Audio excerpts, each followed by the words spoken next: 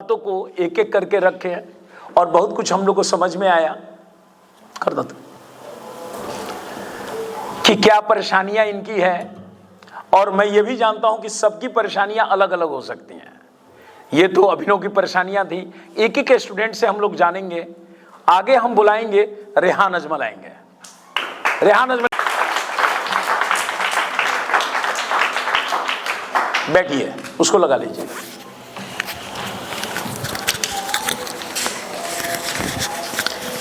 मैं जब से इस प्रोग्राम के बारे में मैं आप लोग को बता दूं,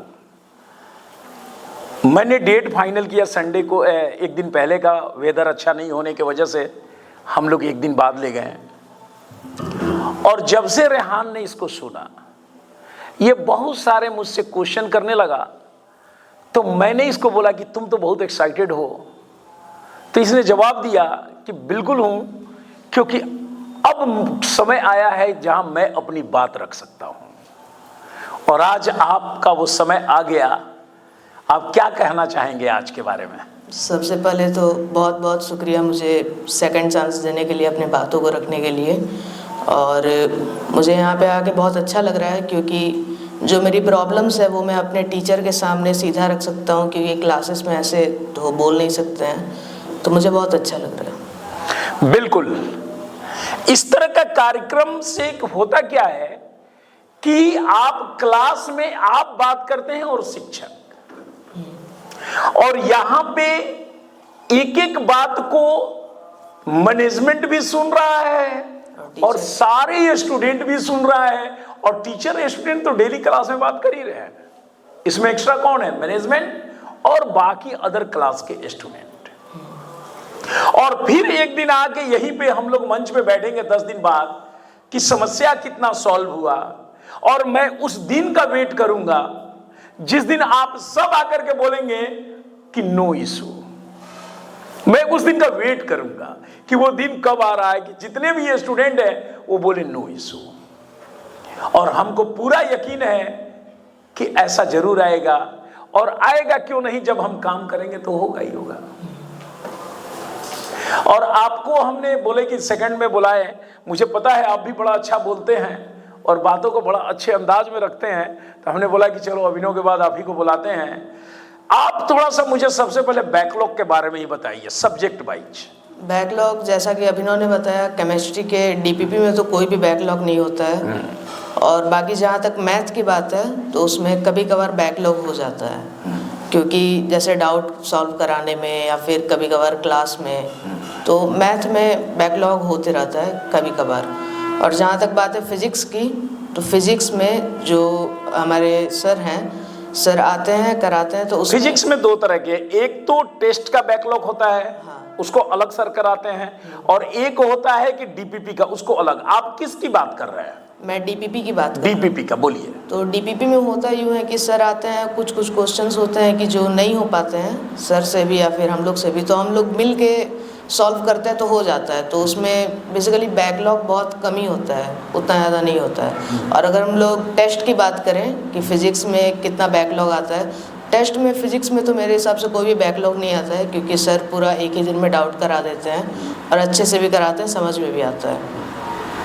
देखिए, मैं एक बात बता दूंगा, आप सभी हैं, जैसे बच्चे कह रहे हैं कि टेस्ट के फिजिक्स में नो बैकलॉग, उसके बाद आप लोग बोल रहे हैं कि केमिस्ट्री के डीपीपी में नो बैकलॉग, आप लोग बोल रहे हैं कि मैथ में बैकलॉग है, उसके बाद थोड़ा है, उसके बाद आप बोल रहे हैं फिजिक्स में बैकलॉग है। इसका मतलब देखिए, सीधी सी बात है, अगर मैं कहूं कि मैं डीपीपी आपको एक दिन पहले देता हूं, तो मैं क्यों देता हूं? उसको रखने के लिए थोड़ी देता हूं, पढ़ने के लिए देते हैं। आप उसको बनाते हैं और अपने डाउट को फिर क्लास में लेके आते हैं। लेकिन मैं बताना ये चाह रहा हूं कि वो डीपीपी मैं शिक्षक को भी देता हूं सेम टाइम। तो शिक्षक जो करके आएगा उसका बैकलॉग नहीं होगा, और जो करके नहीं आएगा उसका बैकलॉग होगा। तो जिस सब्जेक्ट में बैकलॉग है, तो ये तो 100 या 1000% वो शिक्षक पेपर तो मिलता है लेकिन देखता नहीं है। अगर उसको देखे तो बैकलॉग कैसे? और जो शिक्षक यहीं पे उसको देख करके आता है उसका बैकलॉग होता ही नहीं है। मेरा रिक्वेस्ट होगा जिन शिक्षकों का बैकलॉग आ रहा है, बच्चे कह रहे हैं, इसके पहले वाला भी मैथ में बोले, ये भी बोल रहे हैं, तो वो प्लीज बैकलॉग को खत्म करें और पूरी मेहनत के साथ काम करें, क्योंकि सीबीएसई स्कूल के ये बच्चे हैं और इन बच्चों पे ही हमारा भविष्य टिका है। तो बैकलॉग नहीं होना चाहिए। 10 दिन के बाद फिर हम लोग पूछेंगे कि बैकलॉग कितना कम हुआ या कोई काम ही नहीं हुआ। काम नहीं होगा तो जवाब तो देना पड़ेगा। और कहते हैं ना, हर चीज का जवाब लेने वाला चाहिए, तब मजा आता है काम करने का। तो बैकलॉग नहीं है। अच्छा, तो फिर ये बताइए कि फिजिक्स में आपके बैकलॉग तो नहीं है, ज्यादा नहीं है जैसा आपने बताया। केमिस्ट्री में भी नहीं है। केमिस्ट्री में आज आपका कितना नंबर था? 13। ज्यादा था क्या? नहीं। फिर क्यों नहीं? केमिस्ट्री में ज़्यादा नंबर इसलिए नहीं आ पाया क्योंकि टाइम मैनेजमेंट में मेरा थोड़ा दिक्कत हो गया था। मैथ में जो था मैंने ज़्यादा टाइम दे दिया था और मैथ मैंने बनाया पूरा, फिर केमिस्ट्री में थोड़ा कम दिया और फिज़िक्स में मतलब बहुत कम ही दिया। एकदम लास्ट टाइम पे ही मैंने फिज़िक्स अटेम्प्ट किया। मैंने बताया ना कि शिक्षक का काम सिर्फ पढ़ाना नहीं होता है, बहुत चीज़ होता है। टीचर इसके बारे में ही बच्चों को बताएं कि टाइम मैनेज कैसे किया जाता है, क्योंकि आज इसने फिजिक्स में 5 मिनट टाइम दिया तो कैसे बनेगा? सारा मैथ और केमिस्ट्री में चला गया और टाइम बहुत मायने रखता है। आप कुछ और कहना चाहेंगे? मैं यही कहना चाहूँगा कि जितने भी टीचर्स हैं, मेरा उनसे एक ही रिक्वेस्ट है कि जो वैरायटी ऑफ क्वेश्चन है वो लोग वो करवाएं, क्योंकि जैसे आज के टेस्ट में फिज़िक्स में जो था क्वेश्चन कुछ ऐसे थे कि जो कभी देखा ही हुआ नहीं था।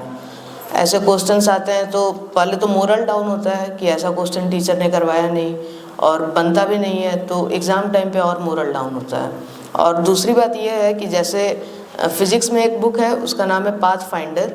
तो मेरा टीचर से रिक्वेस्ट है कि जो भी सब्जेक्ट हो उसका बुक से क्वेश्चन जरूर करवाएं। जैसे अभी ग्रेविटेशन चैप्टर ख़त्म हुआ था तो उसका उस बुक से हम लोगों ने क्वेश्चन किया, तो उस बुक में ऐसे क्वेश्चन थे जो पहले देखे हुए नहीं थे और बहुत हाई लेवल के थे।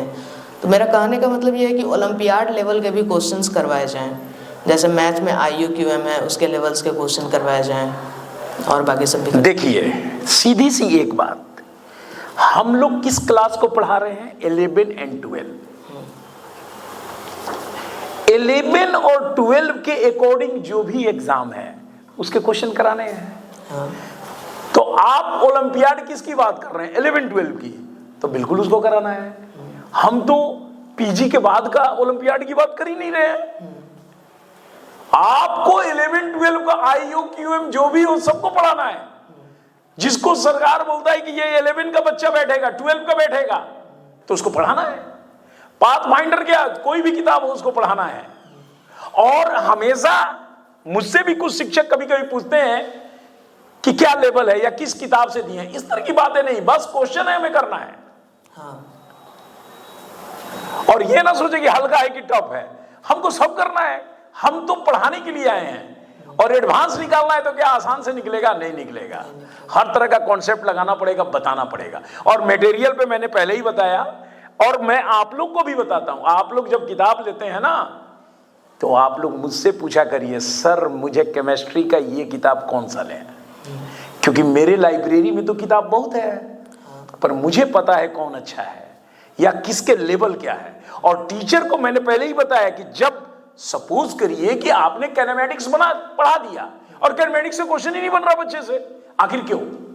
नया क्वेश्चन है तो आपने नया बताया ही नहीं ना, या आपने उस बुक को उठाया ही नहीं।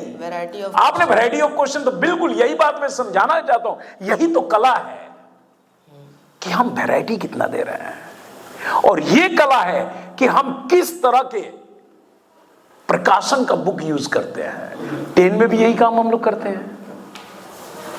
हम लोग कोटा फैक्ट्री का सारा किताब अपने यहां रखे हैं। अभी कुछ आ भी रहा है इसी के लिए ना, 7 क्लास का, चलो मैं अभी बुक दिखा दूं, कोटा से आया हुआ है। 5 का कॉम्पिटिटिव, क्योंकि उसको पढ़ाना है। वैरायटीज तो देना ही देना है। वैरायटीज नहीं देंगे बोर्ड निकल जाएगा, कंपटीशन नहीं निकलेगा। बिल्कुल सही। और बताइए आप मैथ के बारे में क्या कहेंगे? मैथ के बारे में जैसे सर पढ़ाते तो ठीक है, लेकिन बात वही है कि पहले बार में समझ में नहीं आ पाता है, अपने से भी समझना पड़ता है उसमें। क्योंकि क्वेश्चन जब लगाने के लिए बैठते हैं तब क्वेश्चन में यही नहीं समझ में आता है शुरुआत कैसे करें। पढ़ तो लिए हैं पूरा कॉन्सेप्ट, लेकिन वो फील नहीं आता है कि कैसे क्वेश्चन को शुरुआत करें, समझ में नहीं आ पाता है उतना।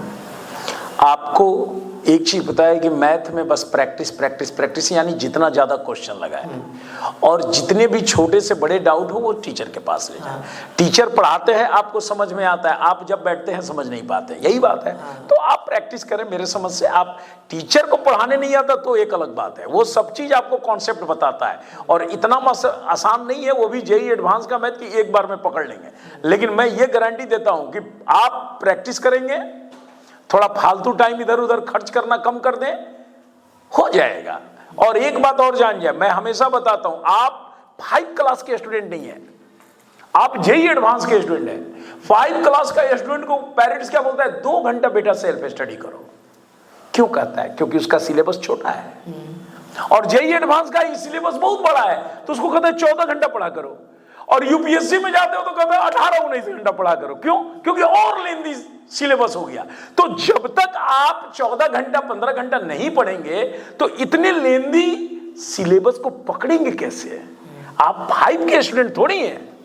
तो इन चीजों को ध्यान रखें।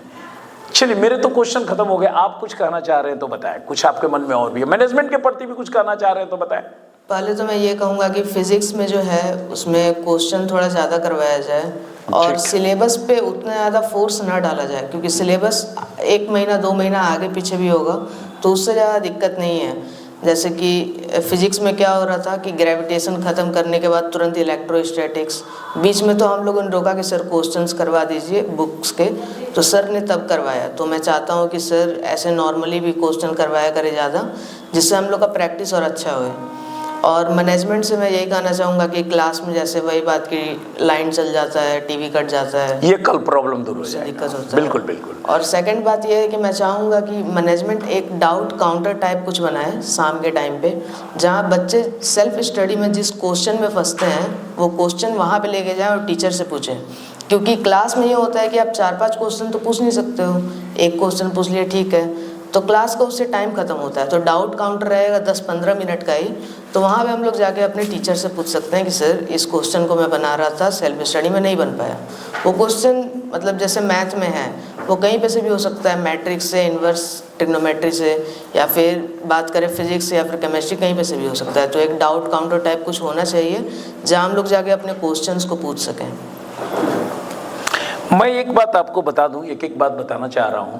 सबसे पहले आपने एक डाउट के पहले कहा था, एक तो टीवी का प्रॉब्लम, वो तो खत्म हो गया कि हाँ वो हो जाएगा, और एक आपने क्या कहा था कि फिजिक्स में थोड़ा क्वेश्चन होना चाहिए कि जब भी लेसन खत्म हो, अभी मैंने पहले ही बताया था, टीचर से रिक्वेस्ट है कि वो ज़्यादा से ज़्यादा उस लेसन का क्वेश्चन कराएं और किताब हमसे मांगे, हम देंगे किताब।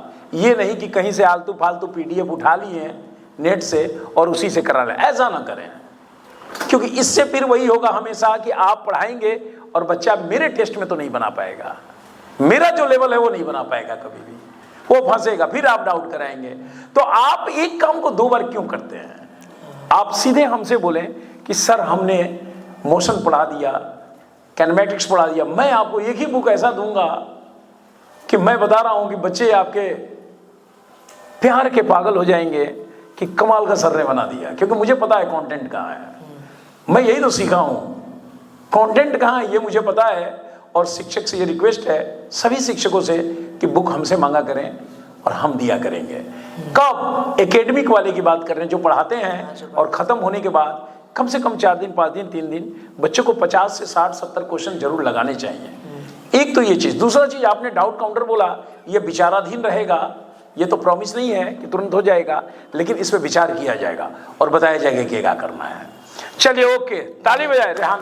एक और बात, अच्छा, इनका एक और क्वेश्चन है। जैसे टीचर्स जो हैं तो वो लोग PYQs पे बहुत ज़्यादा फोर्स डालते हैं। जैसे चाहे केमिस्ट्री में हुआ तो PYQ सॉल्व हो गया एक बार पूरा, मतलब क्वेश्चन सॉल्व हो गया, या फिर फिजिक्स में हुआ सर भी PYQ ही करवाते हैं, मैथ में हुआ वो भी मोस्टली PYQ ही करवाते हैं। तो मैं चाहता हूँ कि अलग क्वेश्चन भी करवाएं जो बस PYQ ही ना आया हो, क्योंकि जेईई एडवांस PYQ पूछेगा नहीं, वो कुछ नया पूछेगा और ज़रूरी नहीं है कि वो वही चीज़ पूछेगा जो पिछले साल। आज हम लोग यहाँ बहुत तरह की बातें करने के लिए बैठे हैं और खुल के।